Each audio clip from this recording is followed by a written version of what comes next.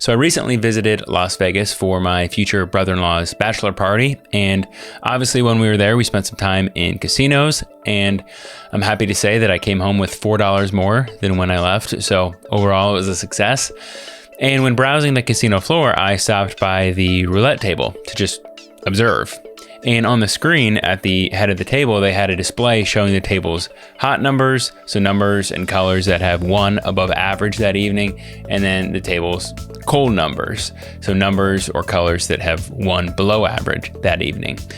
And many casual gamblers try to use this data from recent outcomes to determine their next bet. And of course, we all know how this ends most of the time. While there are exceptions, in the long run, the house always wins. Using hot numbers every time usually doesn't result in consistent winnings for the player.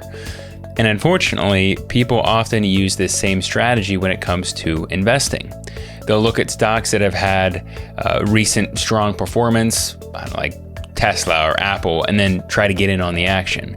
And it's basically assumed that those big companies will continue to perform as they have over the past 5-10 years. But what does the data around this actually tell us? Let's look at the stock market data from 1927 to 2020 to see how individual stocks have performed during the years before they became one of the 10 largest companies by market cap, compared to how those same companies performed in the years after they entered the top 10. So as you can see from this chart here, for the 3 years leading up to them joining the top 10 largest companies, again by market cap, the average annual return for those stocks outperformed the market by 24% per year. Now, if you look at the following 3 years, those companies on average only beat the market by 0.7%.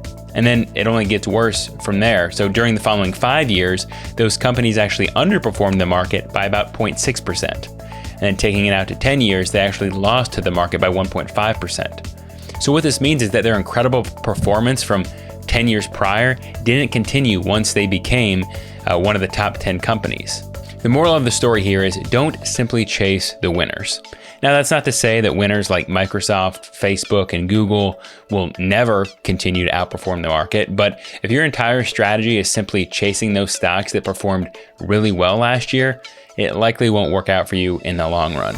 In the end, the most prudent investment approach is a broadly diversified strategy that not only includes these companies, but also includes thousands of other companies. So this would include smaller companies that are in the early growth stages. So companies like Apple before they became Apple.